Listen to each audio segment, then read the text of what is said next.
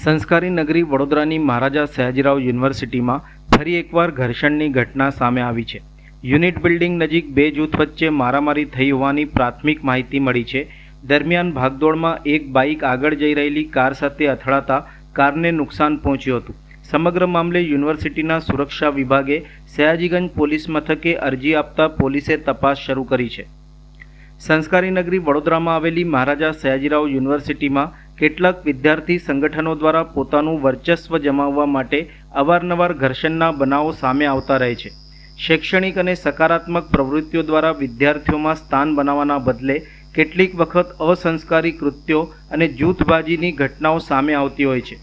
મહાપુરુષોના જીવન મૂલ્યો અને શૈક્ષણિક સંસ્કારોથી પ્રેરણા લેવાના બદલે આવી ઘટનાઓ યુનિવર્સિટીના વાતાવરણને દૂષિત કરતી હોવાનું જોવા મળે છે.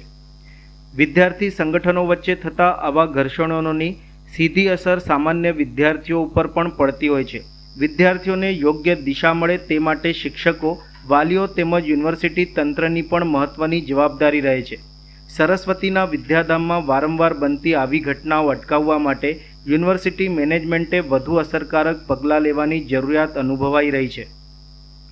આજરોજ બપોરના સમયે યુનિવર્સિટીના યુનિટ બિલ્ડિંગ નજીક બે જૂથ વચ્ચે બોલાચાલી બાદ મારામારી થઈ હોવાની પ્રાથમિક માહિતી સામે આવી હતી.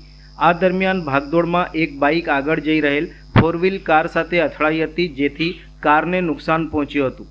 કાર માલિકે ઘટનાની જાણ યુનિવર્સિટીની સુરક્ષા શાખાને કરતા સિક્યુરિટી દ્વારા સમગ્ર મામલે સયાજીગંજ પોલીસને જાણ કરવામાં આવી હતી.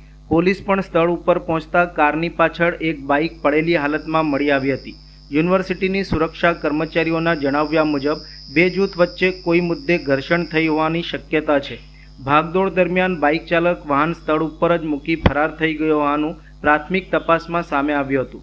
સમગ્ર મામલે યુનિવર્સિટી સુરક્ષા વિભાગ દ્વારા સયાજીગંજ પોલીસ મથકે અરજી આપવામાં આવી હતી. પોલીસે અરજીના આધારે તપાસ શરૂ કરી છે. યુનિટ બિલ્ડિંગ ખાતે બે જૂથ વચ્ચે મારામારી થઈ. એના અંદર એક છોકરો છે એ મેડમની ગાડીમાં અથડાઈને ત્યાં ગાડી મૂકીને જતો રહ્યો છે. એનું નામ કેવું કંઈક કશું ખબર નથી, તો તેના માટે સયાજીગંજ પોલીસ સ્ટેશનમાં અરજી લખવામાં આવી છે. જે ગાડી અથાડી છે એ વ્યક્તિની ગાડી ત્યાં પડી છે ને જે મેડમ છે એમના ગાડીમાં અથાડી છે. એવું કશું જાણવા મળ્યું નહીં, કે કારણ કે વધારે પબ્લિક હતી તો એમાં નાસભાગમાં કોઈ જોવાલાયક એવું હતું નથી. એટલે જે વ્યક્તિએ ગાડી અથાડી છે ત્યાં આગળ ગાડી તે મૂકીને પોતે નાસી ગયો છે, અને જે નુકસાન થયું છે એની ભરપાઈ માટે હું અત્યારે સયાજીગંજ પોલીસ મથકે પોલીસ સ્ટેશનમાં આવ્યો છું અરજી લખવા માટે. સુધીરભાઈ સાલવે, અક્ષય.